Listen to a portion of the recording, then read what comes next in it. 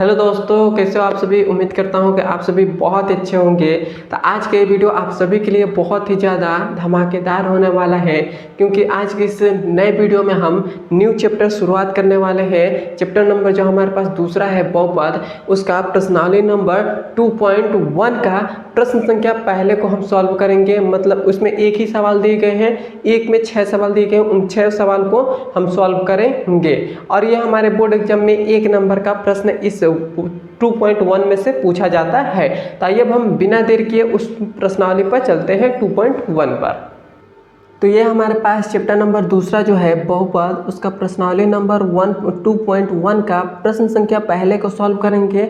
इसमें प्रश्न संख्या एक ही दिए गए हैं, एक ही इसमें क्वेश्चन है और एक ही क्वेश्चन में हमें 6 क्वेश्चन दिए गए हैं। उन 6 क्वेश्चन को हम सॉल्व करेंगे और बहुत ही आसान तरीके से मैं आपको बताऊंगा कि इसमें शून्य के ग्राफ यदि आपको दिया गया हो, जैसे ये कोई ग्राफ है, तो मैं आपको ऐसे ही आप देख कर बता सकते हैं कि इसमें इस मतलब बहुपद का कितने शून्यक प्राप्त हो सकते हैं। मैं आपको बहुत ही आसानी तरीके से एक ट्रिक के माध्यम से इसमें समझाऊंगा। सबसे पहले क्वेश्चन को हम पढ़ते हैं। क्वेश्चन हमसे क्या कह रहा है, देखिए क्वेश्चन हमसे कह रहा है कि किसी बहुपद px, मतलब कोई बहुपद है, वो किस रूप का है, px के रूप का है, के लिए y बराबर px का ग्राफ नीचे आकृति 2.10 में दिया है। प्रत्येक स्थिति में px के शून्यकों की संख्या ज्ञात कीजिए।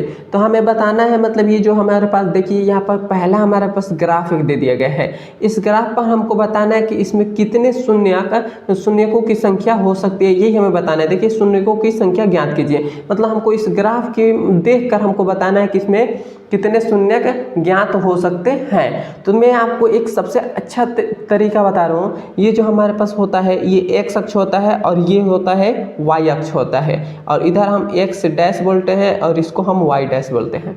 तो ये बात आप याद रखिएगा।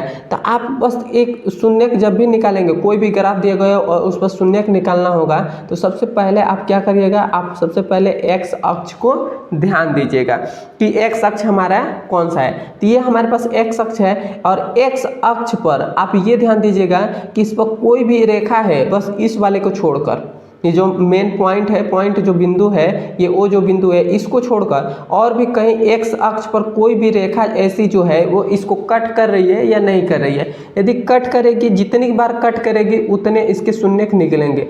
यदि एक भी बार कट नहीं करेगी तो इसके शून्यक 0 हो जाएंगे, एक भी शून्यक इसके नहीं होंगे। तो इसके शून्यक कितने हो जाएंगे, इसके शून्यक जो होंगे, यहाँ पर मैं लिख दे रहा हूँ, शून्य कितने हैं, इसके 0 है। यदि बात करें हम इस दूसरे वाले की, तो मैंने आपसे सबसे पहले क्या कहा था, सबसे पहले आप एक्स अक्ष को देखिए। ये हमारा एक्स अक्ष होता है और एक्स अक्ष पर इसको छोड़कर और भी कहीं भी कोई भी रेखा है जो इसको कट कर रहा है, तो एक यहाँ पर रेखा है कट कर रहा है, तो इसके शून्य कितने हो जाएंगे, तो इसके शून्य हमारे पास 2 हो जाएंगे।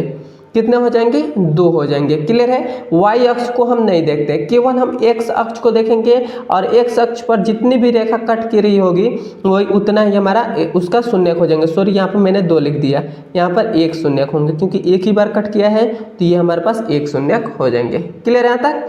अब हम बात करते हैं इसके तीसरे नंबर सवाल की। तीसरा नंबर देखिए हमको ग्राफ में दे दिया है। तो सबसे पहले हम क्या करेंगे, एक्स अक्ष को देखेंगे। एक्स अक्ष पर को कितनी बार कट कर रहा है, तो एक तो यहाँ पर 1 बार, दूसरा यहाँ पर 2 बार, तीसरा यहाँ पर 3 बार। 3 बार रेखा कट कर रहा है, मतलब एक्स अक्ष को 3 बार कट कर रहा है, तो इसके शून्य कितने हो जाएंगे, 3 हो जाएंगे। हम वाई अक्ष को नहीं देखते, केवल हम एक्स अक्ष को देखेंगे। क्लियर है यहाँ तक। अब देखिए, अब हम चौथे नंबर की बात करें, तो चौथा नंबर हमारे पास एक्स अक्ष में कितनी बार कट किया है, एक तो यहाँ पर कट किया है, दूसरा नंबर यहाँ पर कट किया है, तो इसके शून्य कितने हो जाएंगे, 2 हो जाएंगे। क्लियर है यहाँ तक।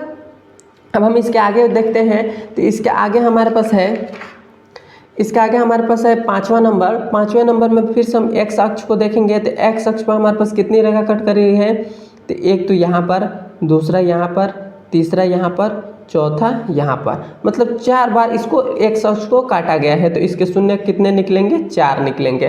क्लियर है यहाँ तक। ऐसे ही आपके बोर्ड एग्जाम में 1 नंबर का क्वेश्चन पूछेगा, वो भी MCQ क्वेश्चन में।